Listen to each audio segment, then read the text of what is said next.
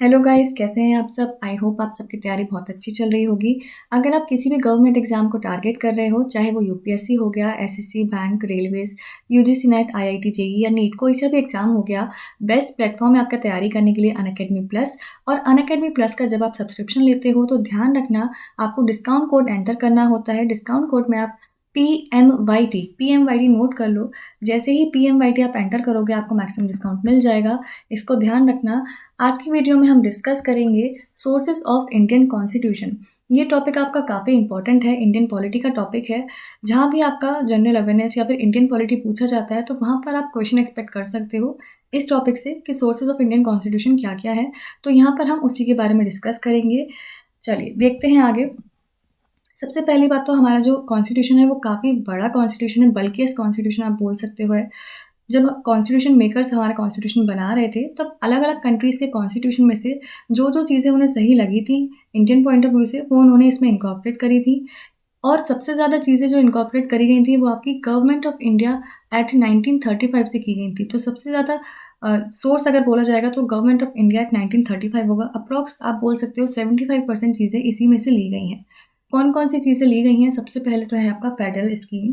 Federal scheme मतलब होता है डिसेंट्रलाइजेशन ऑफ पावर। ऐसा नहीं है कि केवल आपका सेंटर के हाथ में है पावर या फिर केवल स्टेट के हाथ में है। दोनों के पास आपकी इक्वल पावर होती है। तो यहाँ पर फेडरल स्कीम पहला होगा। दूसरा आपका है रोल ऑफ फेडरल जुडिशरी। ये आपका गवर्नमेंट ऑफ इंडिया 1935 से लिया गया है। फिर आपका है office of the governor. Governor को कौन अपॉइंट करता है? प्रेसिडेंट अपॉइंट करते हैं on the recommendation of union cabinet. तो वो आपका गवर्नमेंट ऑफ इंडिया 1935 से लिया गया। नेक्स्ट है आपका इमरजेंसी प्रोविजंस। इमरजेंसी आपकी तीन टाइप की होती है। नेशनल इमरजेंसी हो गई जो कि आपकी आर्टिकल नंबर 352 में आती है। फिर आपका प्रेसिडेंट रूल हो गया जो कि आपका आर्टिकल नंबर 356 में आता है। और फिर आपका फाइनेंशियल इमरजेंसी हो गई जो कि आर्टिकल नंबर 360 में आती है। ये तीनों ही इमरजेंसी प्रोविजंस आपके गवर्नमेंट ऑफ इंडिया एक्ट 1935 से लिए गए हैं। फिर आपका आता है पब्लिक सर्विस कमीशंस। जितने भी पब्लिक सर्विस कमीशंस हैं वो सारे भी आपके यहीं से लिए गए हैं। इनका जिक्र आपको देखने को मिलेगा आर्टिकल नंबर 315 के अंदर, 315 के अंदर। ठीक है। और फिर आपका आता है एडमिनिस्ट्रेटिव डिटेल्स, किस तरीके से क्या काम करना है, वो सब की डिटेल्स भी गवर्नमेंट ऑफ इंडिया एक्ट 1935 से ली गई हैं। ये सारी चीज़ें हमने यहाँ से ली हैं। अब आगे देखते हैं कि अलग अलग कंट्रीज़ के कॉन्स्टिट्यूशन से हमने क्या क्या लिया है। सबसे पहला है आपका यूके का, ब्रिटेन का आप बोल सकते हो कॉन्स्टिट्यूशन। यहाँ से हमने क्या लिया है? Parliamentary type of government. Parliamentary type of government मतलब कि एग्जीक्यूटिव रिस्पॉन्सिबल होता है लेजिस्लेचर पर, जितनी भी उसकी पॉलिसीज़ हैं और एक्ट्स हैं उसको लेकर मेजॉरिटी रूल रहता है यहाँ पर। फॉर एग्जाम्पल इंडिया में आपको पार्लियामेंट्री फॉर्म ऑफ गवर्नमेंट ही मिलेगी। ठीक है। फिर आपका आता है बाईकैमरल पार्लियामेंट। बाईकैमरल मतलब बाई का मतलब दो, दो हाउस यहाँ पर हमारे इंडिया में जैसे लोकसभा और राज्यसभा होते हैं, तो बाईकैमरल पार्लियामेंट यही कहलाता है। ये हमने यूनाइटेड किंगडम से लिया है। फिर आपका आता है काउंसिल ऑफ मिनिस्टर्स। ये भी आपके यूनाइटेड किंगडम से लिए गए हैं। फिर आपका है provision of speaker in Lok Sabha. Lok Sabha में एक स्पीकर होता है, वो भी यहीं से लिया है। लेजिस्लेशन वो भी यहीं से लिया है। और फिर है सिंगल सिटीजनशिप। आपने सुना होगा कई कंट्रीज़ में डुअल सिटीजनशिप होती है और कई में सिंगल सिटीजनशिप होती है। इंडिया में हमारे यहाँ सिंगल सिटीजनशिप है। ठीक है। और अगर हम बात करें यूएस की, यूएस में डुअल सिटीजनशिप होती है। तो जो हमने सिंगल सिटीजनशिप ली है वो हमने यूके से ली है। फिर आपकी आती है रिट्स। रिट्स का प्रोविज़न भी हमने यूके से लिया है। रिट्स आपकी कौन कौन सी होती हैं? फॉर एग्जांपल हीबस कॉर्पस हो गई, क्यो वारंटी हो गई, सर्टरी हो गई, मैंडेमस हो गई, प्रोहिबिशन हो गई। ये सारी रिट्स आपकी हमने यूके से ली हैं। एक चीज़ और ध्यान रखना, हम जब रिट्स की बात करते हैं तो मेनली आपका क्वेश्चन क्या पूछा जाता है? एक तो किस रिट का क्या पर्पस है वो पूछ लिया जाता है। दूसरी चीज़ कि सुप्रीम कोर्ट कौन से आर्टिकल के अंदर रिट इशू करता है या फिर हाई कोर्ट कौन से आर्टिकल के अंदर आपका रिट इशू करता है। तो उसका ध्यान रखना। सुप्रीम कोर्ट जो आपका रिट इशू करता है वो आर्टिकल नंबर 32 के अंदर में करता है, और हाई कोर्ट जो इशू करता है वो आर्टिकल नंबर 226 के अंदर में करता है। ठीक है। तो ये डिफरेंस है और इस पे आपका मेनली क्वेश्चन पूछा जाता है। नेक्स्ट है आपका रूल ऑफ लॉ। इसका मतलब जो भी कुछ आपका होगा लॉ के अकॉर्डिंग होगा। ऐसा नहीं है किसी की कोई मर्जी आई और अपना कर दिया। लॉ के अकॉर्डिंग सब कुछ करा जाएगा। वो भी हमने यूनाइटेड किंगडम से ही लिया है। आगे चलते हैं। अब आता है आपका यूएस का कॉन्स्टिट्यूशन। यहाँ से हमने क्या क्या लिया है? सबसे पहले तो भाई मोस्ट इंपॉर्टेंट प्रियम्बल लिया है हमने यहाँ से। दूसरी चीज़ क्या ली है, फंडामेंटल राइट्स। अब फंडामेंटल राइट्स आपके कौन से पार्ट में आते हैं, पार्ट थर्ड में आपके फंडामेंटल राइट्स आते हैं, ठीक है। कितने फंडामेंटल राइट्स हैं टोटल, 6 फंडामेंटल राइट्स हैं। पहले थे 7 लेकिन बाद में एक हटा दिया गया, उसके बाद 6 हो गए। कौन से आर्टिकल से मिलते हैं आपको, ये आर्टिकल नंबर 12 से लेके 35 तक आपको फंडामेंटल राइट्स मिलेंगे। फिर आपका इंडिपेंडेंट जुडिशरी, मतलब कि जुडिशरी में किसी का भी इंटरफेरेंस ना हो, सेंट्रल गवर्नमेंट का या स्टेट गवर्नमेंट का, इंडिपेंडेंटली वो अपने डिसीजंस ले पाएँ, तो ये प्रोविजन भी आपका यूएस से लिया गया।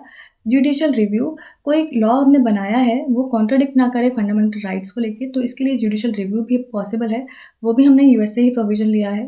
फिर है आपका इम्पीचमेंट ऑफ प्रेसिडेंट। देखो, जो रिमूवल किया जाता है प्रेसिडेंट का, गवर्नर्स का या किसी का भी, तो वहाँ पर अगर केवल हम प्रेसिडेंट की बात करें तो केवल प्रेसिडेंट के रिमूवल को हम बोलते हैं इम्पीचमेंट, बाकी किसी का भी रिमूवल होगा तो हम इम्पीचमेंट नहीं बोलेंगे। और ये आपको कौन से आर्टिकल के अंदर मिलेगा, आर्टिकल नंबर 61 के अंदर आपको इसका जिक्र मिलेगा। फिर है आपका रिमूवल ऑफ जजेस of supreme court and high court, ये आपके रिमूव किए जाते हैं by president on the recommendation of parliament. और फिर है आपका functions of vice president. Vice president आपके होते हैं ex officio chairman of Rajya Sabha, तो उनके जो फंक्शंस हैं उनका प्रोविजन भी आपका यूनाइटेड स्टेट्स के कॉन्स्टिट्यूशन से लिया गया है। आगे चलते हैं नेक्स्ट की तरफ, आयरलैंड। आयरलैंड में देखो मोस्ट इंपॉर्टेंट क्या है, डीपीएसपी, जिसको हम बोलते हैं directive principles of state policy, ठीक है। ये कौन से पार्ट में है, ये पार्ट 4 में आपको मिलते हैं, ठीक है। आर्टिकल नंबर 36 से लेके 51 तक इनका जिक्र आपको मिलेगा, और ये आयरलैंड के कॉन्स्टिट्यूशन से लिए गए हैं। फिर है आपका प्रेसिडेंशियल इलेक्शन, प्रेसिडेंट का इलेक्शन कैसे होता है, किस बेसिस पर होता है, ये भी हमने आयरलैंड से लिया है। President is elected on the basis of proportional representation bye means of single transferable vote through secret ballot. फिर है लास्ट आपका nominating the members of Rajya Sabha. Rajya Sabha के जो मेंबर्स नॉमिनेट किए जाते हैं प्रेसिडेंट के द्वारा, जैसे 12 मेंबर्स किए जाते हैं, तो उसका प्रोविजन भी हमने आयरलैंड से लिया है। अब चलते हैं आगे, कनाडा। कनाडा का जो कॉन्स्टिट्यूशन है वहाँ से हमने क्या क्या लिया है, सबसे पहले आपका federal system with strong centre, कि थोड़ी सी ज़्यादा पार्ट्स अगर आपको रखनी है तो सेंटर पर थोड़ी सी ज़्यादा पार्ट्स रहेगी, थोड़ा सा अपर हैंड रहेगा, स्ट्रॉन्ग सेंटर रहेगा, वो हमने कनाडा से लिया है। फिर है आपका residuary powers in the centre, जो रेसिडरी पावर्स हैं वो भी सेंटर के पास रहेंगी। और फिर है आपका appointment of governors in states by the centre, जो गवर्नर्स का अपॉइंटमेंट होता है वो भी स्टेट्स में जो गवर्नर्स का अपॉइंटमेंट होता है वो भी सेंटर ही करता है, ये भी हमने कनाडा से लिया है। और फिर है आपका advisory jurisdiction of supreme court. Advisory jurisdiction जो होता है सुप्रीम कोर्ट का, कि भाई प्रेसिडेंट जो है कुछ सर्टेन सर्कमस्टांसिस के अंदर में सुप्रीम कोर्ट से एडवाइस ले सकते हैं, तो वो भी आपका कनाडा से ही लिया गया है। आर्टिकल नंबर 143 में आपको इसका जिक्र मिल जाएगा, ठीक है। चलिए अब देखते हैं नेक्स्ट, ऑस्ट्रेलिया। ऑस्ट्रेलिया का जो आपका कॉन्स्टिट्यूशन है वहाँ से हमने क्या क्या लिया है, सबसे पहला तो है आपका principle of cooperative federalism. Cooperative federalism होना चाहिए, ये हमने ऑस्ट्रेलिया से लिया है। ट्रेड एंड कॉमर्स को लेकर जो चीज़ें हैं वो भी हमने ऑस्ट्रेलिया से ली हैं। कॉन्करेंट लिस्ट, इसका प्रोविजन भी ऑस्ट्रेलिया से लिया गया है। आपको पता होगा पार्ट 3 में आपका 3 लिस्ट का जिक्र किया जाता है, एक तो हो गई स्टेट लिस्ट, दूसरी हो गई यूनियन लिस्ट, और तीसरी हो गई कॉन्करेंट लिस्ट।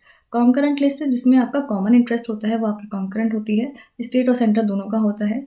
फिर नेक्स्ट है आपका joint sitting of the 2 houses of parliament.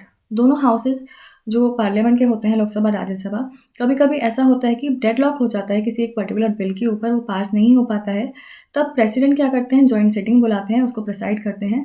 तो इसका प्रोविजन भी आपका ऑस्ट्रेलिया से ही लिया गया है। अब आगे देखते हैं Germany.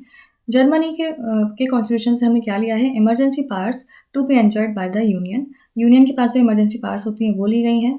Suspension of fundamental rights during emergency, जब आपकी इमरजेंसी डिक्लेयर की जाती है तब आपके फंडामेंटल राइट्स कुछ सस्पेंड कर दिए जाते हैं, तो उसका प्रोविजन भी आपका जर्मनी से लिया गया है। अब ये चीज़ यहाँ पर आपको ध्यान रखनी है, दोनों चीज़ों में कन्फ्यूजन हो जाता है कई बार, यहाँ पर भी फंडामेंटल राइट्स का जिक्र है और आपका पीछे भी फंडामेंटल राइट्स का जिक्र है, तो ये ध्यान रखना, अगर केवल फंडामेंटल राइट्स पूछा जाएगा तब आप क्या लिखोगे, और अगर पूछा जाएगा कि इमरजेंसी के दौरान जो सस्पेंड होते हैं फंडामेंटल राइट्स तब आप क्या लिखोगे, दोनों में ही आंसर आपका डिफरेंट होगा, ठीक है। चलो फिर आपका आता है रशिया। रशिया से हमने क्या लिया है, फंडामेंटल ड्यूटीज़, इंपॉर्टेंट है, कई बार क्वेश्चन पूछा जाता है। कितनी फंडामेंटल ड्यूटीज़ हैं, 11 फंडामेंटल ड्यूटीज़ हैं हमारे कॉन्स्टिट्यूशन में, और पार्ट 4A में आपको इसका जिक्र मिलेगा आर्टिकल नंबर 51A के तहत, ठीक है। 11 फंडामेंटल ड्यूटीज़ हैं। और इनको हमने रशिया के कॉन्स्टिट्यूशन से लिया है। और साथ ही जो हमारा आइडिया है social, economic and political justice का, प्रियम्बल में जो दिया गया है वो भी हमने रशिया से लिया है कि भाई सोशल जस्टिस मिलनी चाहिए, इकोनॉमिक जस्टिस मिलनी चाहिए, पॉलिटिकल जस्टिस मिलनी चाहिए, कोई भी डिस्क्रिमिनेशन नहीं होना चाहिए किसी भी बेसिस पर, चाहे वो सोशल हो गया, इकोनॉमिक हो गया या पॉलिटिकल हो गया, सबको इक्वल राइट्स मिलने चाहिए। तो ये भी हमने रशिया से ही लिया है। अब आगे चलते हैं नेक्स्ट, फ्रांस के कॉन्स्टिट्यूशन पे। जो आपका रिपब्लिकन सिस्टम है वो भी हमने फ्रांस के कॉन्स्टिट्यूशन से लिया है कि लोगों की सुनी जाएगी, वॉइस ऑफ द पीपल, ठीक है। फिर आपका liberty, equality and fraternity in the preamble, preamble में ये आपको देखने को मिलेगा, ये भी हमने फ्रांस से ही लिया है। फिर है आपका साउथ अफ्रीका। साउथ अफ्रीका से हमने क्या क्या लिया है, प्रोसीजर फॉर अमेंडमेंट। अमेंडमेंट जो किया जाता है वो आपका किया जाता है आर्टिकल नंबर 368 के तहत, और उसका प्रोविजन हमने साउथ अफ्रीका के कॉन्स्टिट्यूशन से लिया है। ये जो अमेंडमेंट है ये दो टाइप से हो सकता है, या तो स्पेशल मेजॉरिटी से हो सकता है या फिर ratification by half of the states bye simple majority, तो किसी भी अकॉर्डिंग ये हो सकता है। और साथ ही election of the Rajya Sabha members वो भी आपका साउथ अफ्रीका के कॉन्स्टिट्यूशन से ही लिया गया है। ये कुछ पॉइंट्स थे, मेन पॉइंट्स। और एक जापान का आपका कॉन्स्टिट्यूशन बचा, जापान से हमने लिया है प्रोसीजर एस्टेब्लिश्ड बाय लॉ, ये हमने जापान से लिया है। तो ये सारे आपके हो गए मेन पॉइंट्स जो कि आपके एग्जाम में पूछे जाते हैं।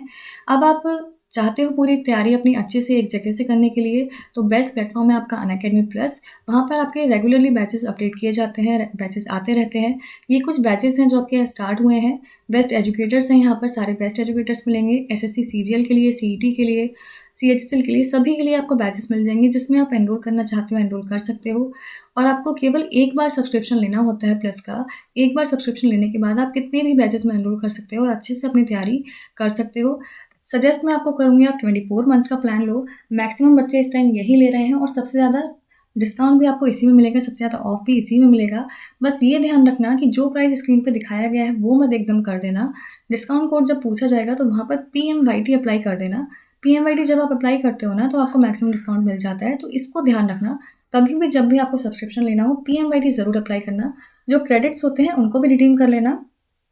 और ऐसा नहीं है कि केवल एसएससी पे अप्लाई होता है, बाकी जितने भी एग्जाम की कैटेगरीज हैं सब पर ही अप्लाई होता है, चाहे यूपीएससी हो गया, नीट हो गया, IIT जेईई हो गया, कोई से भी एग्जाम की आप तैयारी कर रहे हो सब पर अप्लाई होता है। PMYT आप लगाओगे आपको मैक्सिमम डिस्काउंट मिल जाएगा।